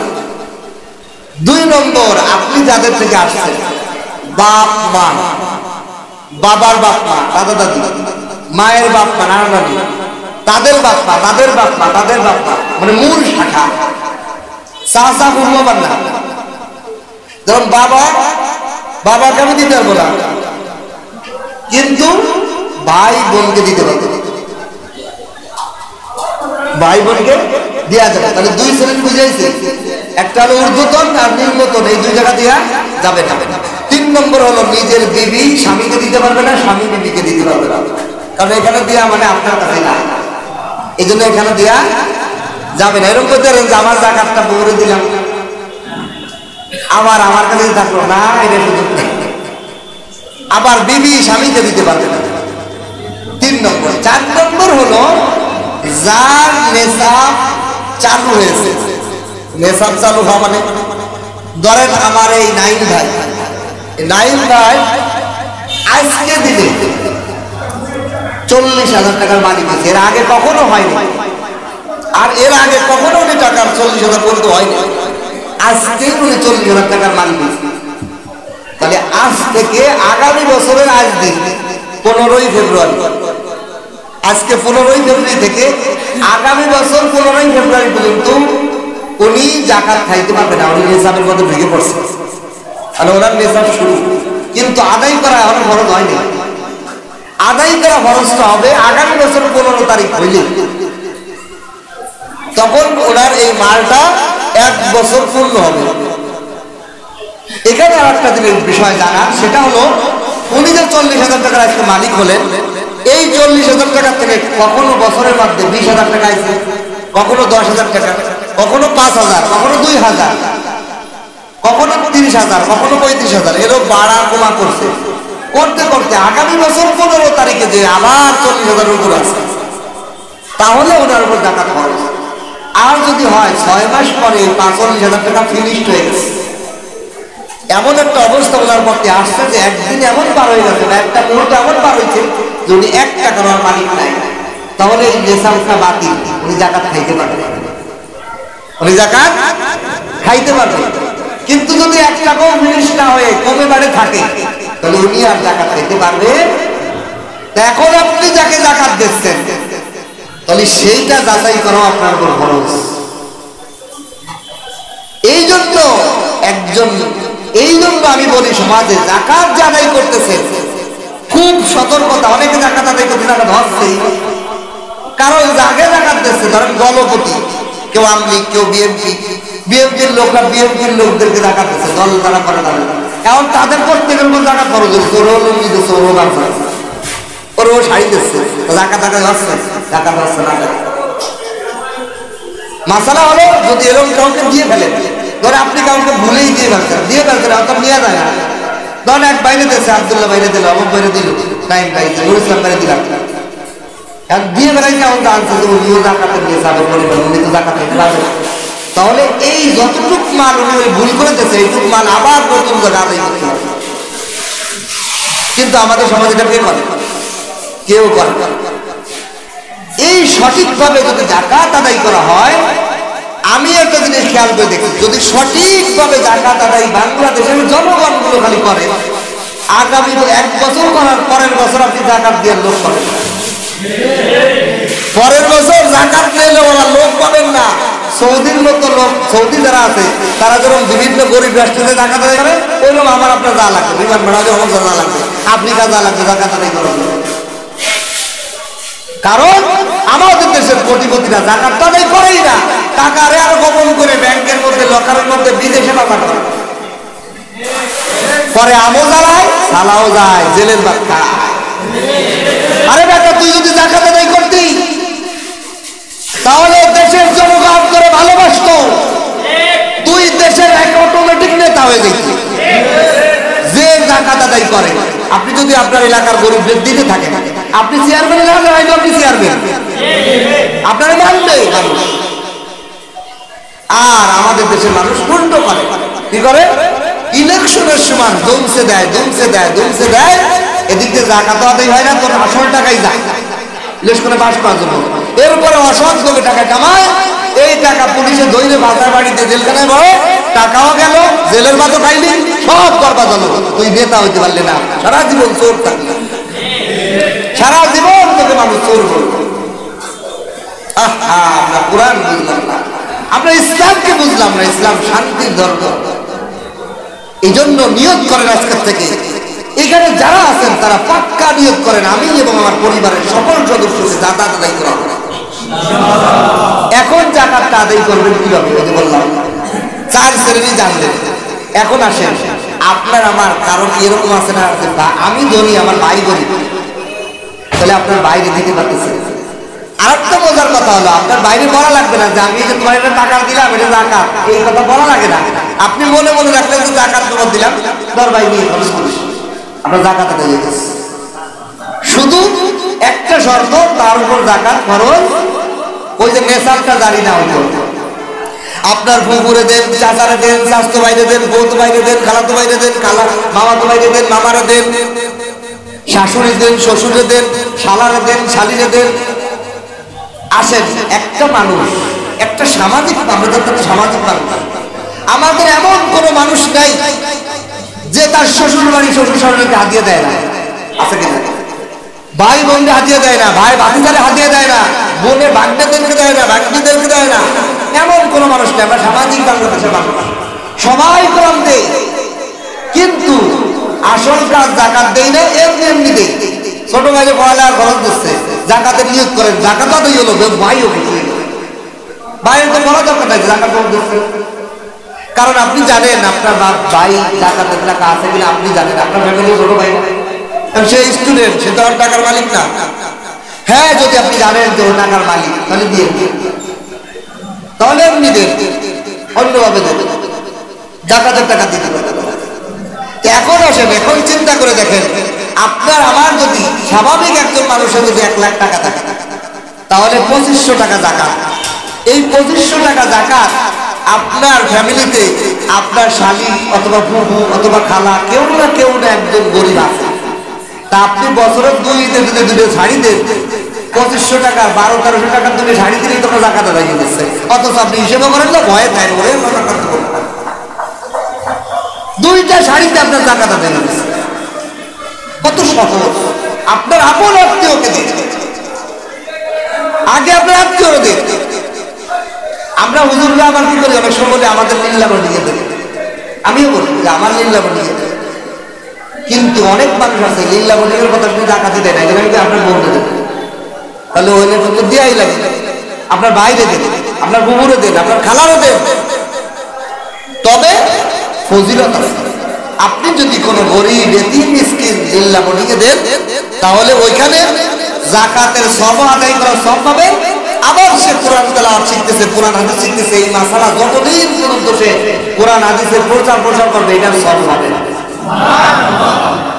এই জন্য আবার অনেক মানুষ আছে তারা এরকম খুঁজে পায় না, তারা আত্মীয় স্বজনের মধ্যে জানতে পারে না। আমি খালারে দেবো, খালার কমন ভাবে টাকা আছে আমি জানি না, মামারে দেবো, মামার কমন ভাবে টাকা আছে, চাচারে দেবো, চাচার অনেক ভাবে কমন ভাবে টাকা আছে, এটা আপনার জানা নাই, তাহলে জাকাতটা আদায় হবে না। এই জন্য অনেক মানুষ করে হক্কানি আলেমদের কাছে জাকাতের টাকা সমর্থন করে দেয়, হুজুর আপনি সঠিকভাবে আদায় করে দেন। আমাদের যাত্রাবাড়ি শায়েখ হুজুরের কাছে কোটি কোটি টাকা জাকাত আছে। বড় বড় শিল্পপতি যারা হুজুরকে মহব্বত করে, জানে উনি আল্লাহওয়ালা, ওনার দ্বারা কখনো খেয়াল থাকে না। আপনি যাকে জানেন তার হাতে দিয়ে দেন, হুজুর আপনি আদায় করে দেন। হুজুর সঠিকভাবে বিভিন্ন মাদ্রাসার লিল্লাহ বানিয়ে হুজুর দান করে দেন। হুজুর নিজের মাদ্রাসাও রাখেন, অন্য অন্য বাংলাদেশের অনেক মাদ্রাসা আছে। এজন্য এইভাবে আমরা জাকাত আদায় করি, তাহলে আমাদের সম্পদের মধ্যে বরকত হবে, রোগ ব্যাধি বিপদ আপদ থেকে আপনি শান্তির জীবন যাপন করতে পারবেন। পারবো না ইনশাআল্লাহ? একটা দুইটা সবক আল্লাহ আমাদেরকে দিলেন যে জিহাদ আসার আগেই, জিহাদ হওয়ার আগেই 1 নম্বর আমল হলো তুমি নামাজ কায়েম করো, নামাজ পড়ো।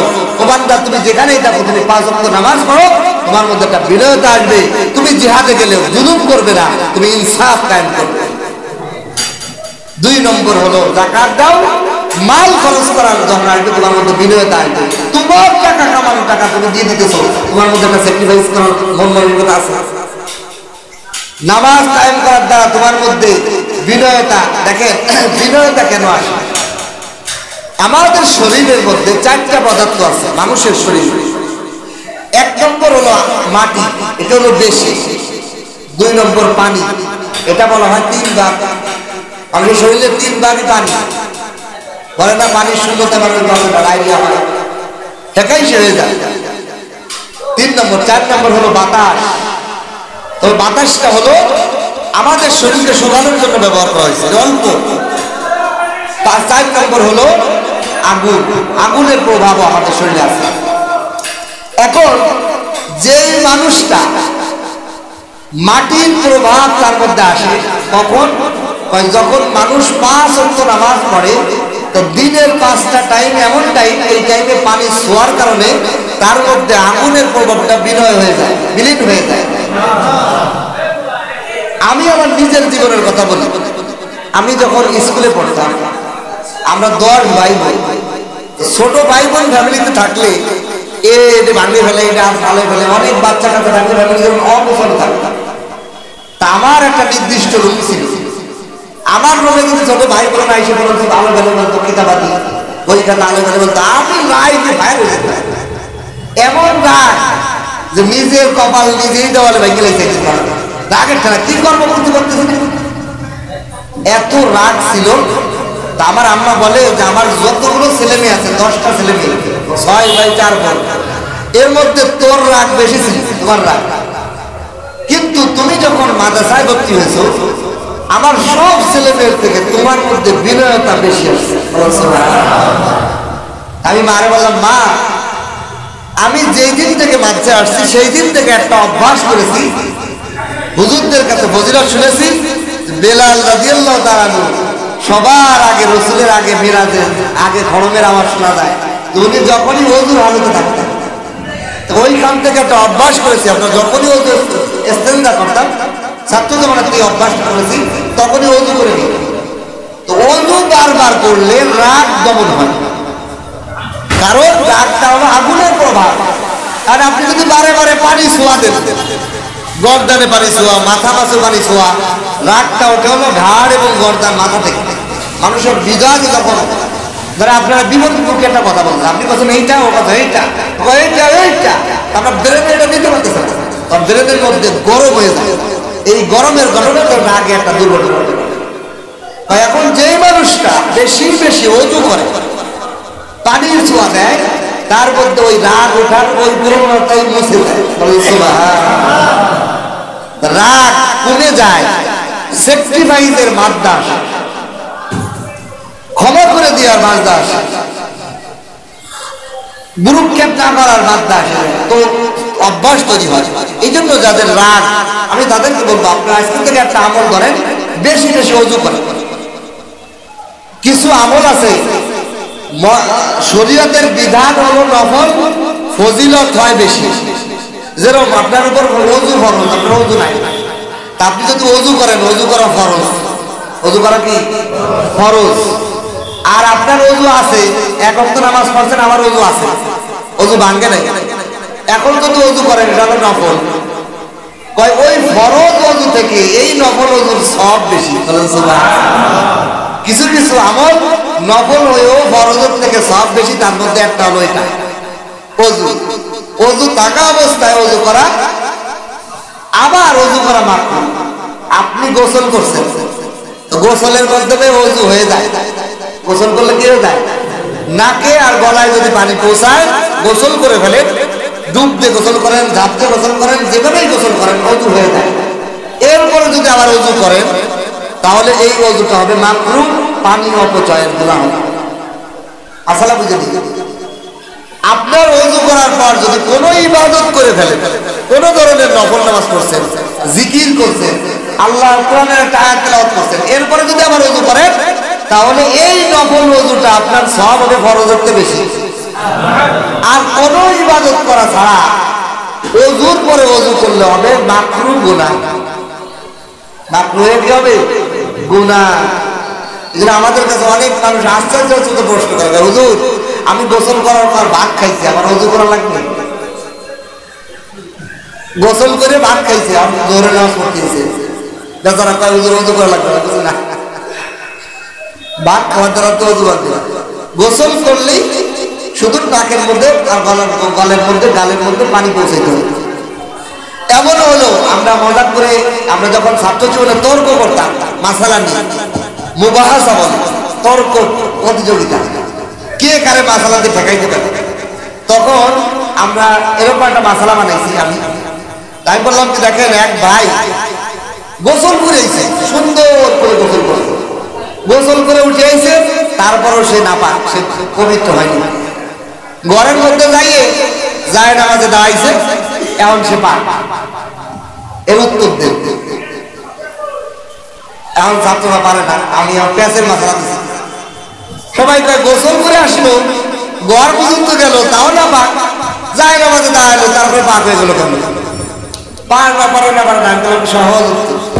সে মুখ বন্ধ করে, মুখে আটকাইয়ে গোসল করছে, মুখের মধ্যে পানি দেখে, এখন গোসল করে উঠে আসছে, পাক হয়েছে।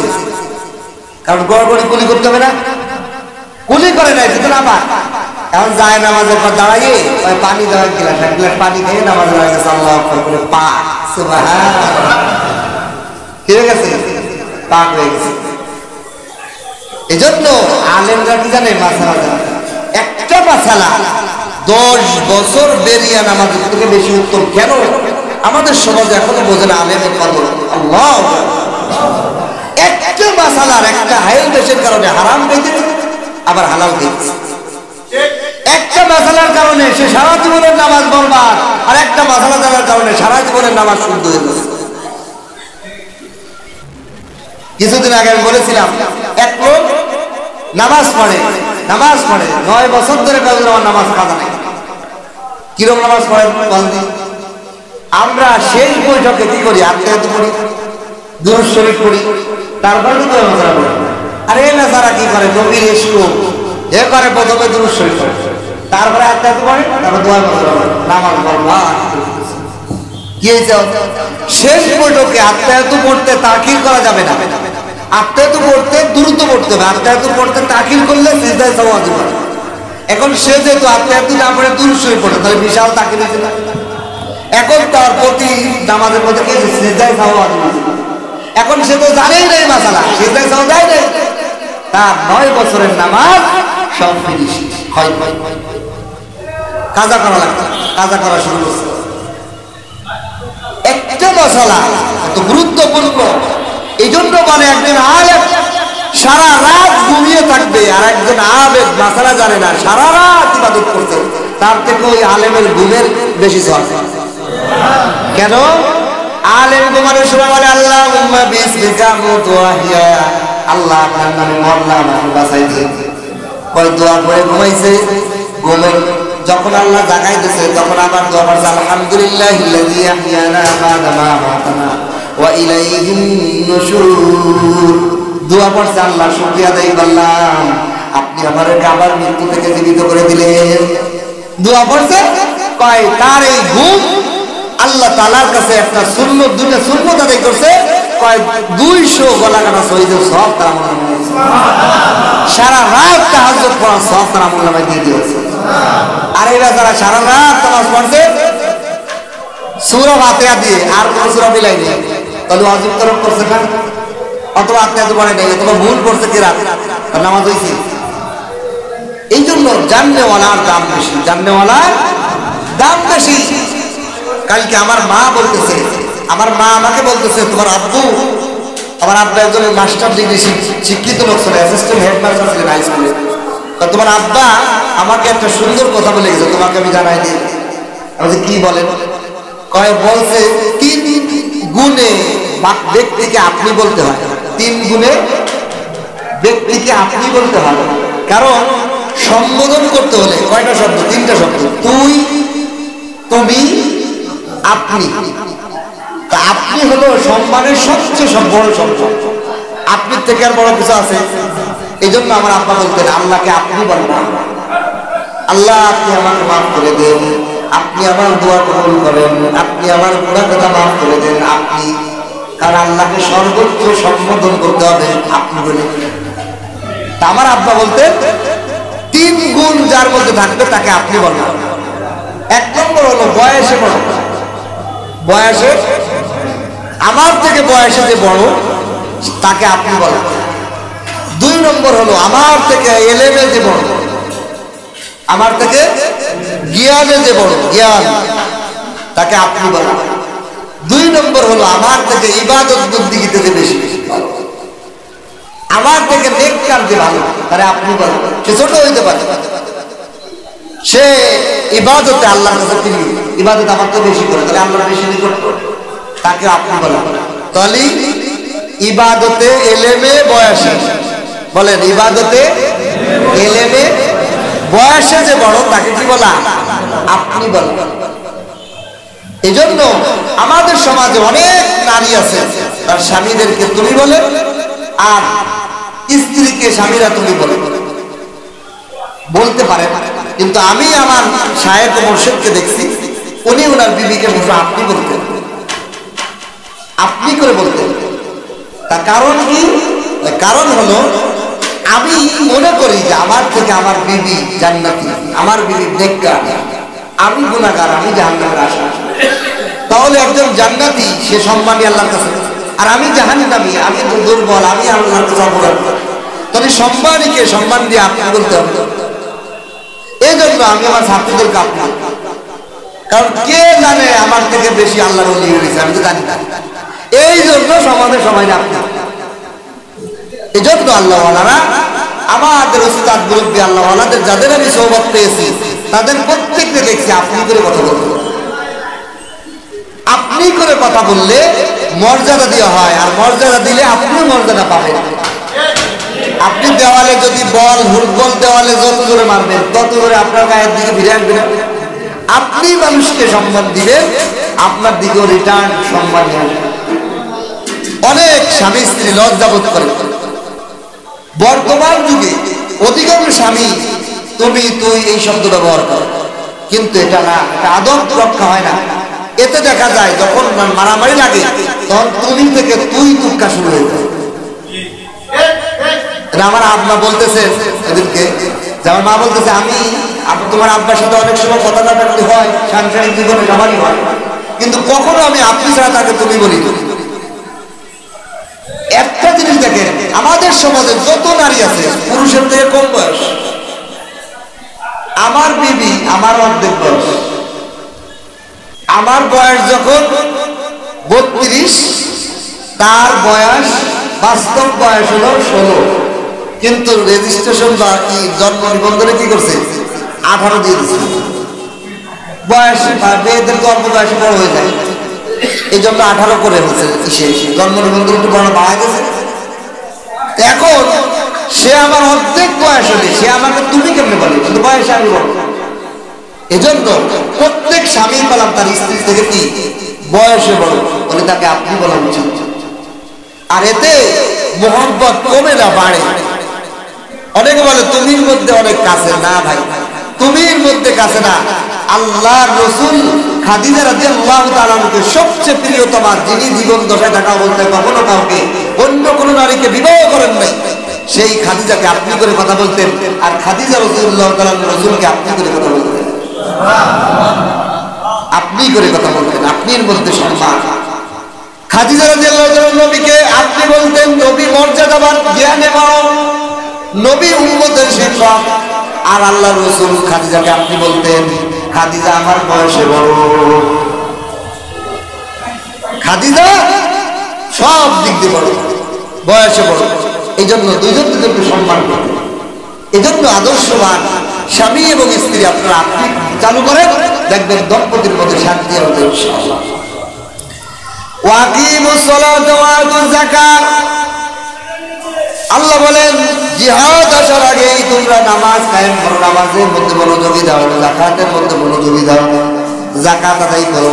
ওয়া মা তুকদ্দিমু লিআনফুসিকুম মিন খায়রিন, আর তোমরা তোমাদের নিজেদের নফসের জন্য ভালো ভালো কাজ অগ্রিম পাঠাও, ভালো ভালো নেক কাজ করো, তাফসীরে খাওয়াও, মেহমানদারি করো, তাফসীরের মধ্যে নিজে আসো, আরো সাথীদেরকে নিয়ে আসো, এগুলো সব ভালো কাজ, এগুলো আখিরাতের জন্য অগ্রিম পাঠাও।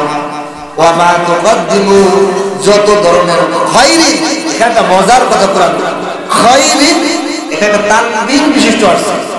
খায়রিন বলে বহু বছর, এটা তাফজিল, তাফজিল ইসমে তাফজিল মানে আধিক্য বোঝানোর শব্দ। এই আধিক্য বোঝানোর শব্দ আবার বহু বছর। যত ধরনের ভালো কাজ হতে পারে করতে থাকো, অগ্রিম পাঠাইতে থাকো, ভালো কাজ করে আখিরাতের জন্য। ভালো কাজ যত প্রকার আছে নিজের নফসের জন্য অগ্রিম পাঠাইতে থাকো, তাহলে কি হবে? তাজিদুহু ইনদাল্লাহ, যখন আল্লাহর নিকটে যাবে এই ভালো কাজের বিনিময় তোমরা নিজে নিজে পেয়ে যাবে। মৃত্যুর সাথে সাথে একবার ভালো কাজের একটা ফলাফল আসতেছে, এক একটা ভালো কাজের বিনিময় আসতেছে।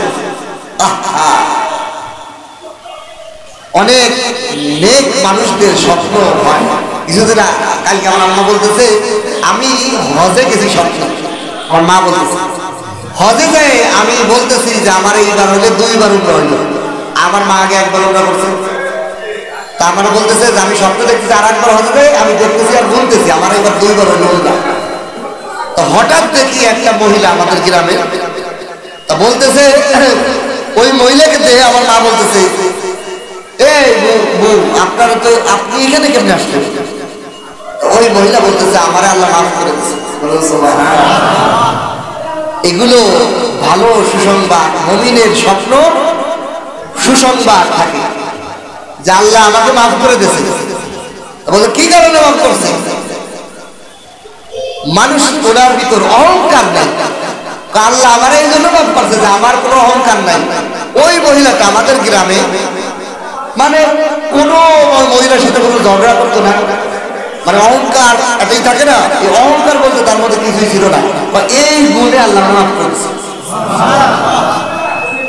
এই জন্য ভালো কাজ, যে কোনো ভালো কাজ আল্লাহর কাছে গ্রহণযোগ্য হয়ে যেতে পারে। এই জন্য আল্লাহর কাছে ভালো কাজ করে পাঠানো, বিভিন্ন ভালো কাজ আছে, সুযোগ আসে, সুযোগের ভালো কাজ করে দেওয়া। তাজিদুহু ইনদাল্লাহ, আল্লাহর কাছে এগুলো পাওয়া যাবে। ইন্নাল্লাহা বিমা তা'মালুনা বাসীর, আর তুমি এই ভয় করো না আমি কোন ভালো কাজ করছি, আল্লাহ কোনটা ইবাদত করবে না করবে এটা মনে করো না। ইন্নাল্লাহা, নিশ্চয়ই আল্লাহ তাআলা, বিমা তা'মালুনা বাসীর, তোমাদের সমস্ত কাজগুলো আল্লাহ দেখেন, সব ভালো কাজগুলো দেখেন। ইমাম শাফি রহমাতুল্লাহ আলাইহি মৃত্যুর পর ওনার মুরিদরা, ওনার ছাত্ররা স্বপ্ন দেখে বলছে আপনি কিসে মুক্তি পেয়েছেন, আপনি কিভাবে মুক্তি পেলেন, আল্লাহ আপনারা কিভাবে নাজাত দিলেন? আল্লাহ আমার মাফ করে দিয়েছে। কিভাবে? আমার কিতাব লেখার সময় আগে দত কালিতে লেখা হতো, তার কালি বের হয় না, ঝাঁকি মারছে, এই ঝাঁকির একটা কালির গোটা 2 দিন ধরে পিপাসিত একটা মাছির মুখে যে পড়ছে, মাছি এই ফোঁটাটা পেয়ে পানির পিপাসা মিটাইছে, আর আলহামদুলিল্লাহ করে আল্লাহ শুকরিয়া আদায় করছে, এটা আল্লাহ খুশি হয়ে আমার মাফ করছে। কোন ভালো কাজ, কোন ছোট কাজে আল্লাহ যে মানব দিবে এটা জানা নাই। এই জন্য ভালো কাজ করতে থাকা, ভালো কাজ করতে থাকা, ছোট্ট ছোট্ট একটা ভালো কাজের কারণে আল্লাহ আপনাকে আজাদ দিতে পারে, এটা জানা যায়। ইন্নাল্লাহা বিমা তা'মালুনা বাসীর, আল্লাহ তাআলা তোমাদের সমস্ত কাজকে দ্রষ্টা, সমস্ত কাজের দৃশ্যমান, মানে আল্লাহ বাসীর, বাসীর মানে দৃষ্টি করে ভালো। এমন কোন কাজ নাই যে আল্লাহর দৃষ্টির সামনে ছাড়া তোমাদের কাজ হয়, সব আল্লাহর সামনে। আল্লাহর সামনে বললে এবার কিরকম বুঝে আসে, এটা প্রশ্ন হতে পারে যে আল্লাহ পিছিয়ে গেছে, আল্লাহর সামনেও নাই পিছিয়ে হচ্ছে। আয়াত 1.5 ঘন্টা হয়ে গেছে, মজার কথা আর সামনে আসতেছে। আসলে কোরআন এত মজা, এক একটা আয়াতের গভীরতায় গেলে শেষ করা যায়। ভাবছি যে 8টা আয়াত শেষ করবো, কিন্তু 2-3 আয়াত ধরে আমরা 1.5 ঘন্টা হয়ে গেছে। আল্লাহ রাব্বুল আলামিন আমাদেরকে সামনে আসতেছে যে আল্লাহ তাআলা চতুর্দিকে, আল্লাহর কোনো দিক নেই। আমার আপনার দিক আছে, আমার আপনার সামনে আছে, পিছে আছে, উপর আছে, নিচে আছে, কিন্তু আল্লাহর কোনো দিক নেই। আল্লাহ সব দিক আসতেছে ইনশাআল্লাহ। আল্লাহ যদি তৌফিক দেয় আগামী সপ্তাহে ইনশাআল্লাহ আলোচনা করবো। ওমা তৌফিক ইল্লা বিল্লাহ। দুরূদ শরীফ আল্লাহুম্মা সাল্লি আলা মুহাম্মাদ ওয়া আলা আলি মুহাম্মাদ কামা সাল্লাইতা আলা ইব্রাহিম ওয়া আলা আলি ইব্রাহিম ইন্নাকা হামিদুম মাজিদ। আল্লাহুম্মা বারিক আলা মুহাম্মাদ ওয়া আলা আলি মুহাম্মাদ কামা বারাকতা আলা ইব্রাহিম ওয়া আলা আলি ইব্রাহিম ইন্নাকা হামিদুম মাজিদ।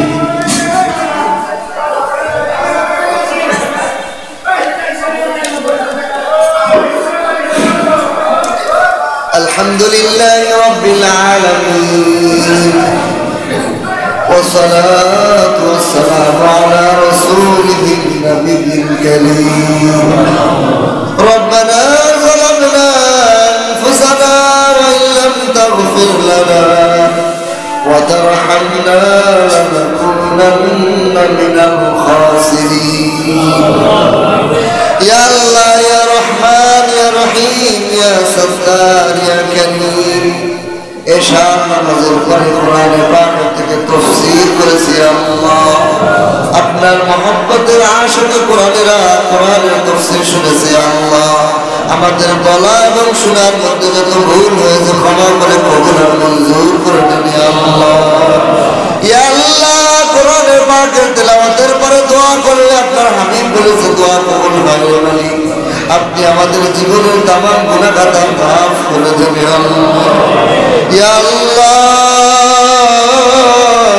কত গুনাহ আমরা গোপনে অন্ধকারে ঘরের মধ্যে প্রকাশ্যে জেনে অজেনে করেছি আল্লাহ।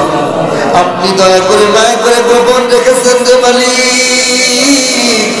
সমাজের মানুষ যদি আমাদের গুনাহগুলো জানতো আমাদেরকে থুথু করে মালিক।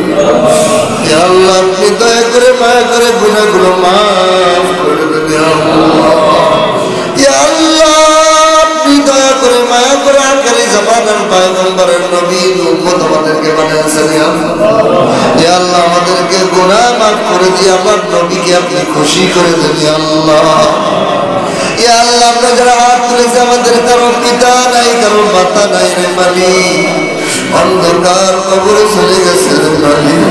ওই পিতা মাতার কবর গুলাকে জান্নাতের টুকরা বানিয়ে দেন ইয়া আল্লাহ। কারো মা নাই মা বলে ডাকতে পারে না রে মালিক। কারো বাবা নাই বাবা বলে ডাকতে পারে ইয়া আল্লাহ। রব্বির হামহুমা কামা রাব্বায়ানি সগীরা। ইয়া আল্লাহ বাবার কলিজাকে ঠান্ডা করে দেন ইয়া আল্লাহ। যাদের বাবা মা সুস্থ আছে আপনি নেক হায়াতে প্রদান করবেন ইয়া আল্লাহ। ইয়া আল্লাহ রোগ মুক্ত করে দেন রে আল্লাহ। বেশি বেশি মা বাবার খেদমত করো তৌফিক দেন ইয়া আল্লাহ। ইয়া আল্লাহ উস্তাদ মুরব্বিদের গুনাহ খাতা মাফ করে দেন ইয়া আল্লাহ। নেক হায়াতে তয়্যিবা দান করবেন ইয়া আল্লাহ। যেই সমস্ত উস্তাদরা দুনিয়া থেকে বিদায় নিয়েছে তাদের কবরকে জান্নাতের টুকরা বানায় দেন ইয়া আল্লাহ। জান্নাতে উঁচু মাকাম দান করেন ইয়া আল্লাহ। ইয়া আল্লাহ সমস্ত আকাবিরদের দরজা বলন্দ ফরমান ইয়া আল্লাহ। ইয়া আল্লাহ আপনার কোরআনের মধ্যে আপনি বলেছেন ইয়া আল্লাহ নামাজ কায়েম করতে আর যাকাত আদায় করতে হবে। ইয়া আল্লাহ এখানে যারা হাত তুলেছে আল্লাহ আপনি সবাই কোন মানুষটা তৈরি করে দেন ইয়া আল্লাহ। আমাদের সমাজের প্রত্যেক ধনীকে যাকাত আদায় করার তৌফিক দেন ইয়া আল্লাহ। ইয়া আল্লাহ আপনার হুকুম মুনকার আমল করার তৌফিক দেন ইয়া আল্লাহ। ইয়া আল্লাহ আপনার জমিন থেকে আপনি আপনার বান্দাদেরকে যাকাত পূর্ণভাবে আদায় করার তৌফিক দেন ইয়া আল্লাহ। ইয়া আল্লাহ কত জায়গা কত আগুনে কত মানুষের ক্ষতি হয়, কত মানুষ রোগে আক্রান্ত হয়, কোটি কোটি লাখ লাখ টাকা চলে যায়। ইয়া আল্লাহ সবাইকে সুবুদ্ধি দান করেন ইয়া আল্লাহ। ইয়া আল্লাহ ইয়া আল্লাহ আমাদের সকলকে কবুল করে নেন ইয়া আল্লাহ, দ্বীনের জন্য কবুল করে নেন ইয়া আল্লাহ, আপনার গোলাম বানায় নেন ইয়া আল্লাহ। ইয়া আল্লাহ আজকে যারা মেহমান বাড়িতে অংশগ্রহণ করেছে সকল ভাইদেরকে আপনি কবুল করে নেন ইয়া আল্লাহ, তাদের ছেলে মেয়ে বিবি বাচ্চাদেরকে দ্বীনের জন্য কবুল করে নেন ইয়া আল্লাহ, তাদের জান ও মালকে হেফাজত করেন ইয়া আল্লাহ, তাদের জীবনের মধ্যে বরকত ঢেলে দেন ইয়া আল্লাহ। ইয়া আল্লাহ ইয়া রহমান ইয়া রহিম, ইয়া আল্লাহ ইয়া আল্লাহ এই বিল্ডিং এর মালিক জনাব প্রফুল সাহেবকে আপনি কবুল করে নেন ইয়া আল্লাহ, তার দুই বাচ্চাদেরকে কবুল করে নেন ইয়া আল্লাহ, তার মাল সম্পদকে আপনি জীবন বিপদ আপদ থেকে হেফাজত করেন ইয়া আল্লাহ, তারকে আপনি দ্বীনের জন্য কবুল করে নেন ইয়া আল্লাহ। ইয়া আল্লাহ এই বাজারের সমস্ত ব্যবসায়ীদেরকে কবুল করে নেন ইয়া আল্লাহ। ইয়া আল্লাহ কতজন কত ধরনের মহব্বতের সাথে আল্লাহ খেদমত করে আল্লাহ সবাইকে আপনি কবুল করে নেন ইয়া আল্লাহ। ইয়া আল্লাহ এই বাজারের প্রত্যেকটা ব্যবসায়ীকে দিনদার নামাজি মুত্তাকিন বানায় দেন ইয়া আল্লাহ। ইয়া আল্লাহ এই বাজারকে দুনিয়ার মধ্যে মডেল হিসেবে বানায় দেন ইয়া আল্লাহ, এই বাজারকে দিনদার নামাজি বাজার বানায় দেন ইয়া আল্লাহ।